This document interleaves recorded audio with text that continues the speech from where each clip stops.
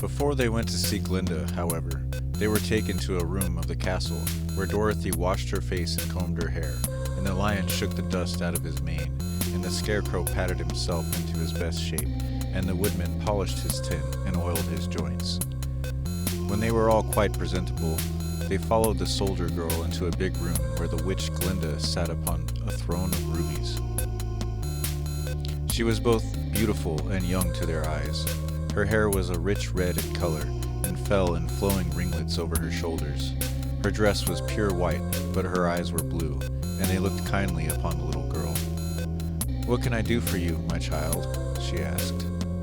Dorothy told the witch all her story, how the cyclone had brought her to the land of Oz, how she had found her companions, and of the wonderful adventures they had met with. "My greatest wish now," she added, "is to get back to Kansas, for Aunt Em will surely think something dreadful has happened to me, and that will make her put on mourning, and unless the crops are better this year than they were last, I am sure Uncle Henry cannot afford it." Glinda leaned forward and kissed the sweet, upturned face of the loving little girl. "Bless your dear heart," she said. "I am sure I can tell you of a way to get back to Kansas." Then she added, "But, if I do, you must give me the golden cap." "Willingly," exclaimed Dorothy. "Indeed, it is of no use to me now, and when you have it you can command the winged monkeys 3 times. "And I think I shall need their service just those 3 times," answered Glinda, smiling. Dorothy then gave her the golden cap, and the witch said to the scarecrow, "What will you do when Dorothy has left us?" "I will return to the Emerald City," he replied, "for Oz has made me its ruler and the people like me. The only thing that worries me is how to cross the Hill of the Hammerheads. By means of the golden cap, I shall command the winged monkeys to carry you to the gates of Emerald City," said Glinda, "for it would be a shame to deprive the people of so wonderful a ruler." "Am I really wonderful?" asked the scarecrow. "You are unusual," replied Glinda. Turning to the Tin Woodman, she asked, "What will become of you when Dorothy leaves this country?" He leaned on his axe and thought a moment. Then he said, "The Winkies were very kind to me, and wanted me to rule over them after the Wicked Witch died. I am fond of the Winkies, and if I could get back again to the country of the West, I should like nothing better than to rule over them forever." "My second command to the winged monkeys," said Glinda, "will be that they carry you safely to the land of the Winkies. Your brain may not be so large to look at as those of the scarecrow, but you are really brighter than he is when you are well polished, and I am sure you will rule the Winkies wisely and well." Then the witch looked at the big shaggy lion and asked, "When Dorothy has returned to her own home, what will become of you?" "Over the Hill of the Hammerheads," he answered, "lies a grand old forest, and all the beasts that live there have made me their king.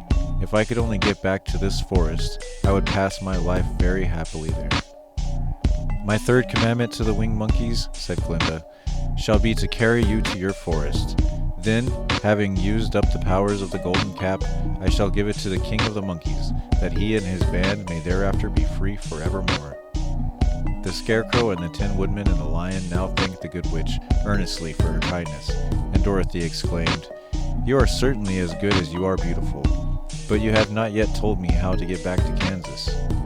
"Your silver shoes will carry you over the desert," replied Glinda.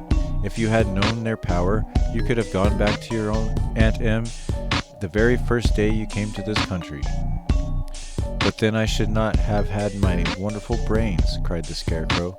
"I might have passed my whole life in this farmer's cornfield." "And I should not have had my lovely heart," said the Tin Woodman. "I might have stood rusted in the forest till the end of the world."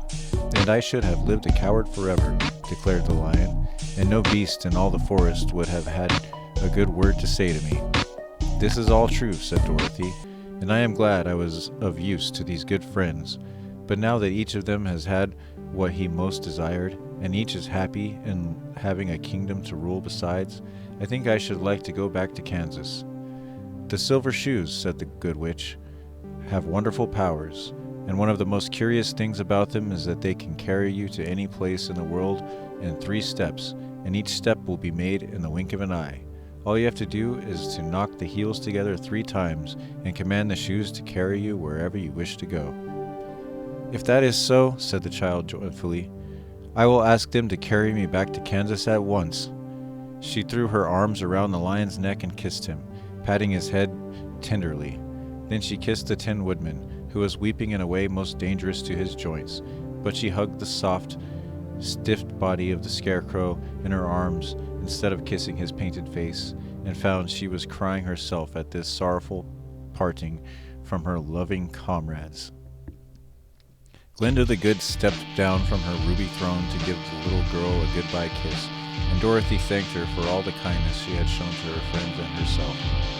Dorothy now took Toto up solemnly in her arms, and having said one last goodbye, she clapped the heels of her shoes together 3 times, saying, "Take me home to Aunt Anne."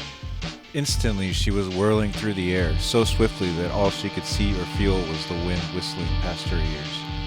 The silver shoes took but 3 steps, and then she stopped so suddenly that she rolled over upon the grass several times before she knew where she was. At length, however, she sat up and looked about her. "Good gracious!" she cried, for she was sitting on the broad Kansas prairie, and just before her was the new farmhouse Uncle Henry built after the cyclone had carried away the old one. Uncle Henry was milking the cows in the barnyard, and Toto had jumped out of her arms and was running towards the barn, barking furiously. Dorothy stood up and found she was in her stocking feet, for the silver shoes had fallen off in her flight through the air, and were lost forever in the desert. Aunt Em had just come out of the house to water the cabbages, when she looked up and saw Dorothy running toward her. "My darling child!" she cried, folding the little girl in her arms and covering her face with kisses. "Where in the world did you come from?" "From the land of Oz," said Dorothy gravely. "And here is Toto, too. And oh, Aunt Em, I'm so glad to be at home again.